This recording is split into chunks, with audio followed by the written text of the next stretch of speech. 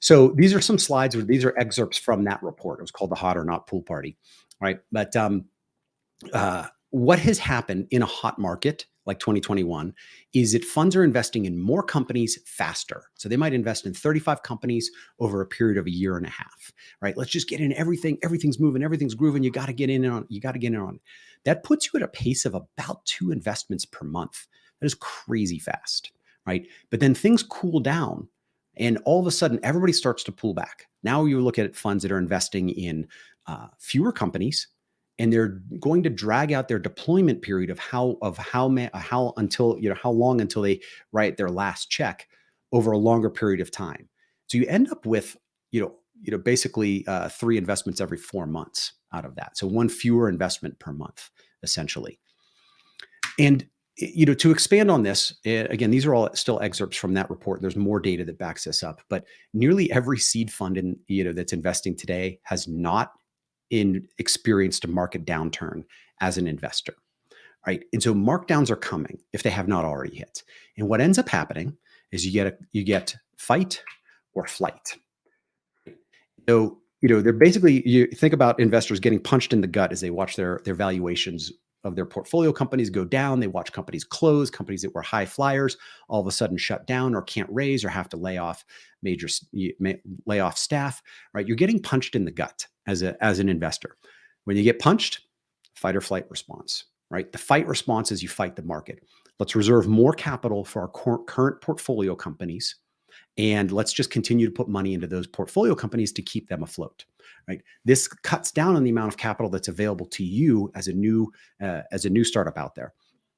And the flight is the flight to quality, right? And this is where the pool party becomes even more insane, where they're looking for those investments there where the pool party is hot enough and there is enough investors around the table and there's enough interest, or maybe it's got a big name lead in it and everybody is trying to get into that round.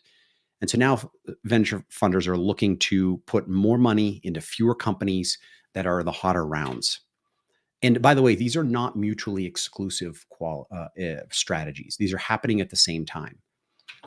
And so the flight to quality piece, I think, is really where we're at right now, right? Where everybody's trying to put bigger checks into the hottest rounds. The rounds quickly become oversubscribed. It feels like 2021 for those investors, and for everybody else, it feels like 2001. And so what it comes down to is your pool party hot or not, right? If it's hot, you've got a big name lead or an industry lead. Everybody wants in. You've got very startup favorable terms.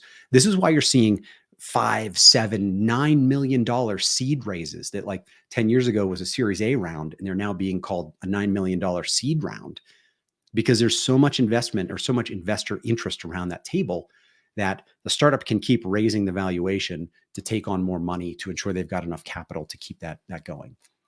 And you might be, we're working with a company right now that we've committed that we're actually going to lead an investment on. And we're trying to raise $2 million on a 5 for this company. And we're not, Springtime is not really as a very well-known lead investor. In fact, we don't have a practice for leading at all. And so we're trying to turn our pool party from a not to a hot, right? But what's happening to a lot of startups is you can't get enough capital around the table. And so you're struggling to raise at any terms. And I had the wild card in there because in 2023, or sorry, in Q3 of 2022, I thought there was going to be a wild card in here where you'd have some normalcy, if you will. But it really hasn't turned out to be that way. It has really gone in the two extremes, the 9 million rounds and then the struggling to rub two nickels together. And we'd certainly feel the effects that has for founders. All right, so let's talk about how you can throw the hottest pool party. And one of the things I love about analogies is they're great in two ways. So an analogy is great because it gives you this vision of how you can picture something in a more something that's unfamiliar in a more familiar format. But analogies are also great when you think about how they break down. And so we'll talk a little bit about that, about how this analogy of the pool party breaks down in certain areas. And but first, a little bit about your preparation piece, right? And so as you prepare for your round, you the best way to build your funding round, to build your hot pool party, is to do enough work ahead of time, to do the planning and do the work to prep before you ever go out to talk to an investor, right? So you need to have materials ready, pitch deck, pro formas, et cetera, et cetera. You need to have a system, your fundraising system, your fundraising CRM, search for funds, and how you do your outreach. The more you can systematize this, and the more work you can do on this piece, the better. And then you have to have your numbers in order, right? What is your subsequent fundraise goal? What are your key metrics and drivers? And then what you use those to set what your target raise amount is. That third line there is a whole nother presentation. But for today, I want to talk about the preparation, right? This is about using your system to drive VCs processes, using your process to drive VCs processes, right? And so the first thing that we need to do is you need to set up a fundraising CRM. I only have 4 criteria for this CRM. Number 1, you have a CRM. Number 2, you use the CRM. Number 3, it's easy to set up. And number 4, it doesn't break the bank, right? You can tell I'm setting the bar very low here, but my point is that this is something that you must have and you must use it. There are some great options out there. Excel is free, it's fast, but it's just okay. If you want to go with free, their Airtable has a phenomenal fundraise template built into it that is completely free and you can use on the free version of Airtable. This allows you more depth allows you to add more depth and more insight rather than just continuously adding rows on an Excel table and scrolling across those. But this Airtable one, I think, is fantastic. But then there's also things like Fundrise that are purpose built, and then there's your general suite of CRMs like Pipedrive and Monday and such. Right now, I want you to set up your system in such a way that you'll be able to set yourself up for success. Right, and so there are the basics of columns and fields that you need, right? And so you need to know what stage you're at with that investor. You need to know who your contact is, what the last date of contact was with that organization. But then there's some other things here that will help inform your process as you drive through this, right? First of all, who's that connection? How did you get introduced to this fund? What's their check size? Could be a range. What's their target check size? This is an important piece to know what a target check size would be for an investor. We'll show how that fits in later, right? What's your thesis fit for that fund? Dig in, look at that fund. Hey, we're a fit for you because Springtime invests in fintech, and I see you invested in a vertical B2B payments app. We're also that, and here's why we're a fit for you. Temperature check. I would. As I've been going through this process with a founder on this round that we're leading, we've been talking about what the temperature is of that investor, and so we've added, I've added this in as something that we should be monitoring. Right? They're hot, they're cold, they're somewhere in between. Right? Where does this person fit? What materials have you sent?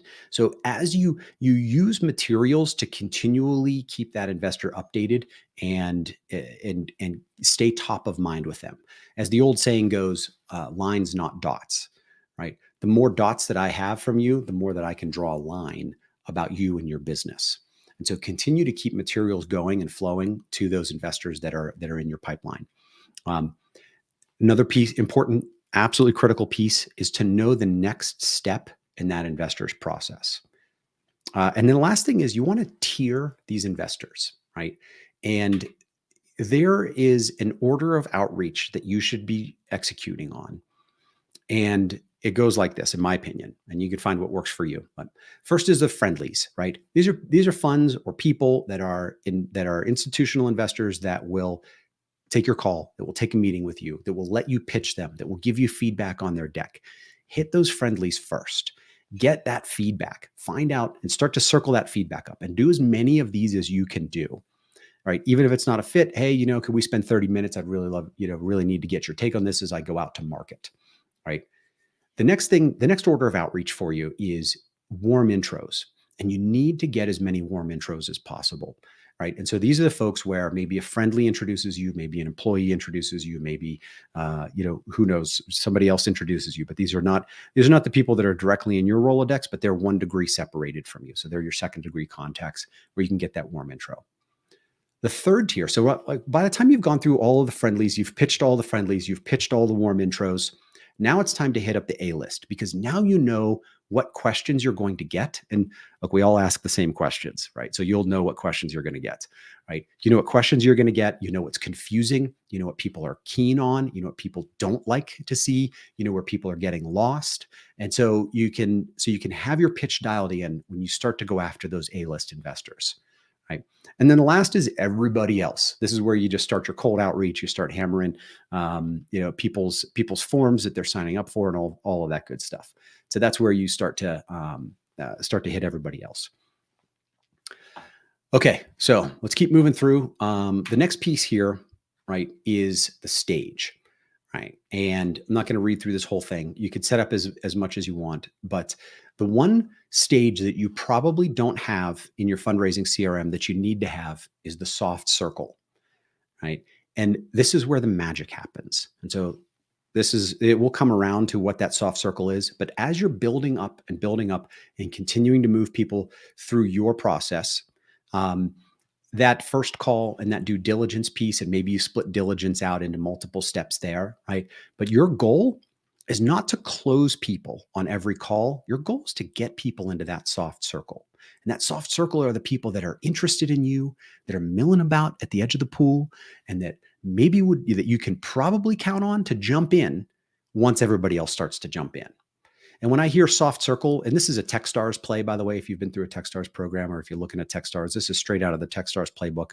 But because it helps to generate that heat and that interest, right?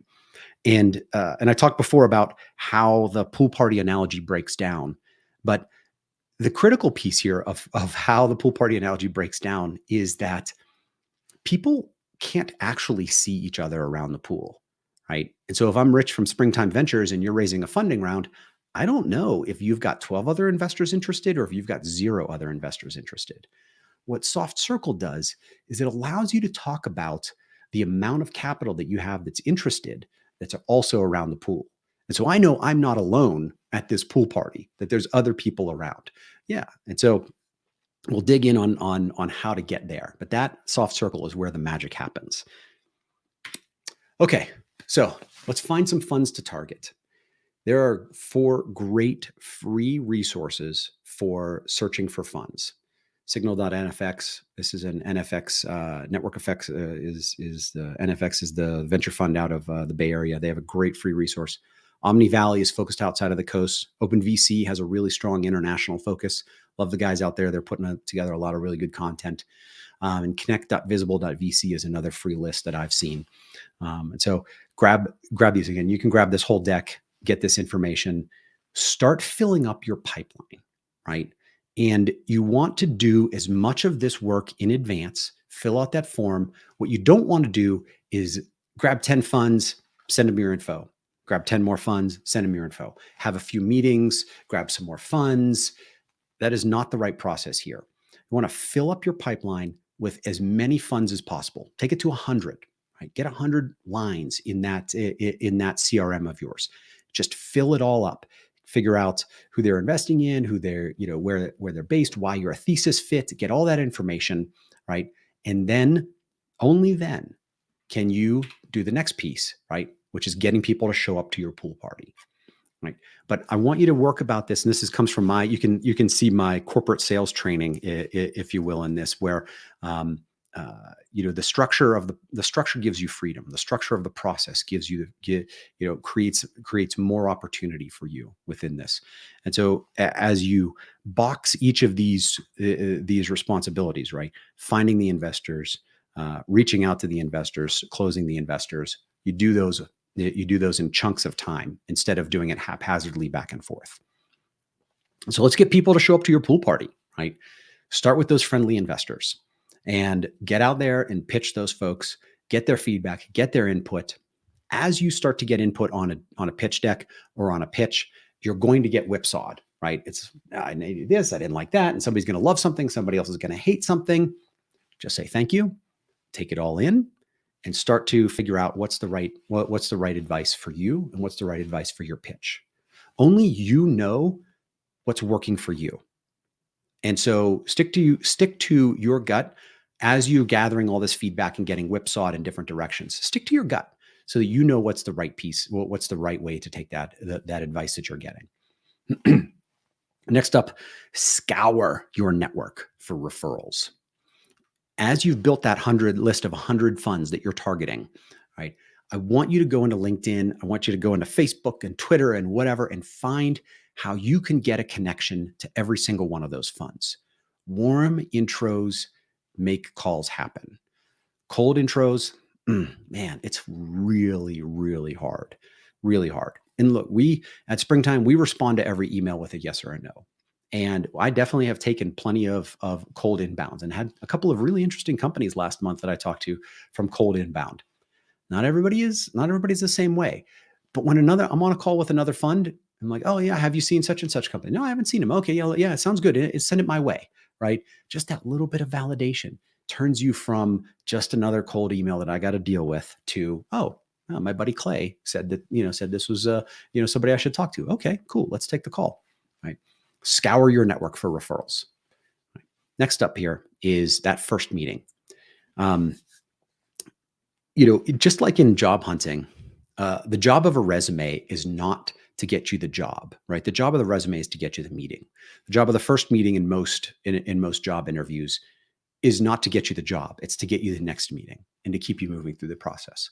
It's very similar with fundraising, right? The job of the deck is not to get you the deal. The job of the deck is to get you the meeting. And the job of the first meeting is to set the stage. Right? You're not trying to close the deal on the very first meeting. You're trying to get to the next stage in that first meeting. So you need to set the stage for what is to come. Present enough information that it's interesting, that it's compelling, that you're answering their questions, and then ask questions, which we're going to get to next, right? And then keep the momentum flowing after that. Have follow-up materials. What did you talk about? Here's an interesting article, that I think addresses, the questions or the concerns that you had. And then continue to send updates. So you should, because you've got a great CRM and you know when you last contacted somebody and you know what materials you've sent them, right? Now you can get them into your updates flow. I'll go to Techstars again since I'm based in Boulder, close with the Techstars team here, but they do a great job of forcing their startups in their program to send an update every week during program. Weekly updates are a bit much for fundraising, but at a minimum, you should be sending updates monthly, as your fundraisers go as progressing, or maybe biweekly, or even just a simple, like something big changes, even just a simple note to a fund. Hey, there's been some movement in this round, or we just landed a big client. I'd love to give you a quick update on that. Right. Here's my schedule. Do you have 15 minutes in these time slots, or send times that are good for you? Right. Keep those updates flowing. Because again, people can't see who else is around the pool. People can't see that the pool's heating up, that the party's heating up. You have to continuously communicate how the party is moving. And then when you're in the meeting, you need to ask good questions, right? You need to ask questions. Not enough founders ask questions. I love when a founder starts a meeting by asking questions, because to me, it shows a depth of experience, and maybe they're just a little bit that stronger of a fundraiser, that they're confident enough that that they're going to get my questions answered, but they also want to just make sure that I'm going to be a good fit for them. So ask a founder to introduce themselves, and then start with some easy questions. What's a typical check size? Are you actively investing out of this fund? How many investments do you have left in this fund? Super important questions. Also, where somebody is on their fund life cycle. If they've only got 2 investments left, it's going to be really hard to be one of those last 2 checks, right? But if they're midway through or early on, it's probably going to be a little bit easier to get out to continue moving them in the process. This is a great question that does not get asked enough. What is your investment committee process, right? So you are jumping a bit ahead to the end, but it's critical to know what that investment committee process is, so that folks can, so that you are prepared for that in advance, right? And then how do you support portfolio companies is another great question. I get that a lot, right? And then at the very end, as you've gone through the whole thing, the last question that you should always ask is, what did you hear today that gives you pause?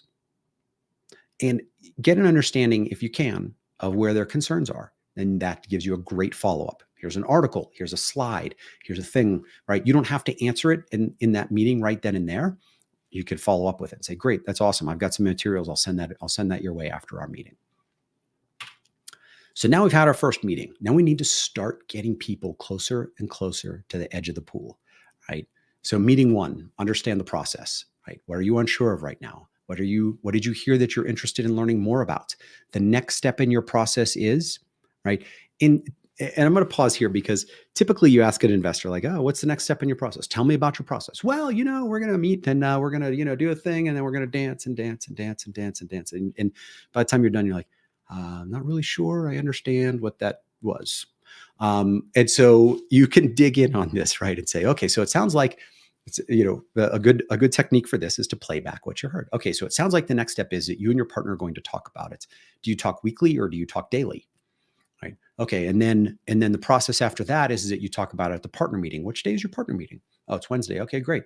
What materials do you need from me? And then the next step after that, do you typically do another call or do you like to talk to, other funds or who knows what, right? So you can start to dig in on that process and ask some yes or no questions to try to get a little bit more out of that. It's critical that you understand what the next step in their process is so that you can have a timeline for follow-up and you have next steps for follow-up. So that then you can follow up after that partner call and say, hey, I hope you had a great partner call. What were the questions that came up about us? Here's an update from our side. Would love to hear back from you. Here's some schedules. Here's some times that we have next week, right? Meeting number two, you want to confirm the process, right? And dig in a little bit more, right? What's a target check size for you? Because it depends sometimes on round to round. Some companies are dogmatic about ownership. Some are dogmatic about check size. Some don't care, right? So start to dial in that a little bit. And then the last thing here, and this is a good pre-close question, and I'm say this is a question for meeting 2 or meeting 3, depending on the temperature check that you have, depending on the temperature of this investor, right? Can I tell other investors that we're talking to you and that you're considering making an investment? Right. And if you get a no, that's okay. Right. Maybe you want to put it out there in a way that's a little bit softer so that you're not scaring somebody off. I don't think you'll scare somebody off, but put it out there in a way that's a little bit softer. But you want to see if they're really committed, right? If somebody is willing to say, yeah, sure, you can, like just to be clear, we're not saying that you're investing in us, but we just want to, as we're talking to other investors, do you know such and such investor? Do you know these folks? Like these are some of the investors that we're talking to. Would it be okay if we use your name as we're talking to other investors that you're also in the process, right? And I'm going to pause and talk about something that's not on the slide here, but there's a mindset in the fundraising world of like, don't tell investors of who else you're talking to because they're going to go talk to each other. But the fact is that we're all talking to each other all the time.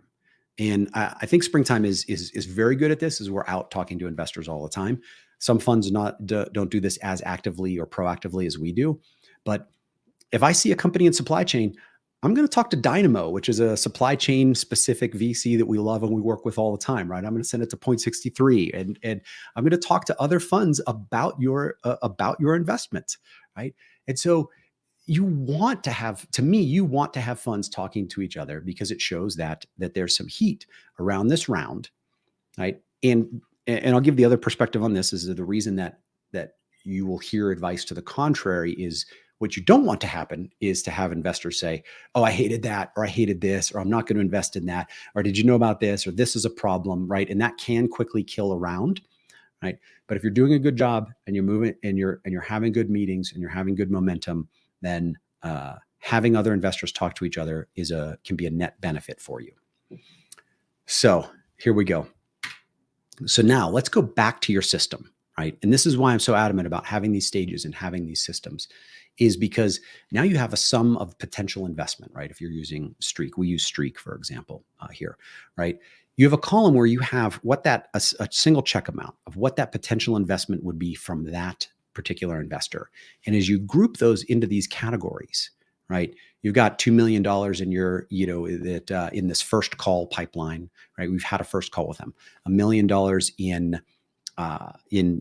where you're in some stage of due diligence with a company. You got 500,000 in soft circle and 200,000 in a verbal commit. And this is the magic of the soft circle, right? We're raising $500,000. We've got 200,000 committed and another 500,000 soft circled. And now what I'm thinking to myself, right? If I'm a pre-seed investor, and these are pre-seed numbers, right? But if I'm a pre-seed investor, I'm thinking to myself, oh shit. If I want to put my check in, maybe my check is 250,000 or whatever. If I want to put my check in, I need to move on this because they've already got 200,000 committed. They've got another 500,000 soft circled. Maybe half of that comes in. This round is going to fill up, right? And that, my friends, is how you use your system. You build it properly. You fill it up. You attack it systematically. You get out in front of it. You get soft circle. You get people into the soft circle, and the commitments will fall in as you're doing this, right? And then you can go back to all of the other investors that are milling around the edge of the pool that didn't want to jump in the pool, that were afraid of looking stupid. And you could say, this round is coming together. And that is a beautiful thing. Okay, the very last slide I have here, right? And this is a complete departure from all of that. But I want to point out, and Diane, I love that you mentioned this at the beginning, right? Is that, right? Venture capital is not validation, right? Venture capital is a means to an end. Venture capital is a way for you to grow faster, to do things that you wouldn't be able to do otherwise, right? But raising venture capital does not validate your business. And not being able to raise venture capital does not invalidate your business, right? The only thing that can validate your business are customers. You could raise $100 million, and we're seeing this, right? Raise $100 million and not be serving your customers, pivot 12 times and shutter all down, right? That is not validation. What is validation is when your customers are coming to you and they're saying, please give us more of this. We want this. That is what validates your business. This is what you're here for. You're not here to raise venture capital. Venture capital is a means to an end. I'm going to help you play the game a little bit better. But I want you to go out and find great customers, find people that are passionate about what you're doing. Build for them. Don't build for me, right? Build for them. And now you will make all the difference in the world with that. And so with that, we'll wrap up the slideshow here. I want to say that time is our most precious asset. And I am so grateful that you would spend some time with me today. So thank you for that. Please let me know how I can be of service to you.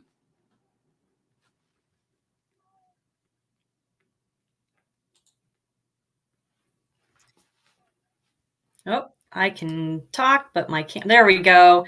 Thank you, Rich. Look at all of those emojis coming on the screen. I think you resonated with a few founders. I don't know. I'm old school emojis. We just type things in.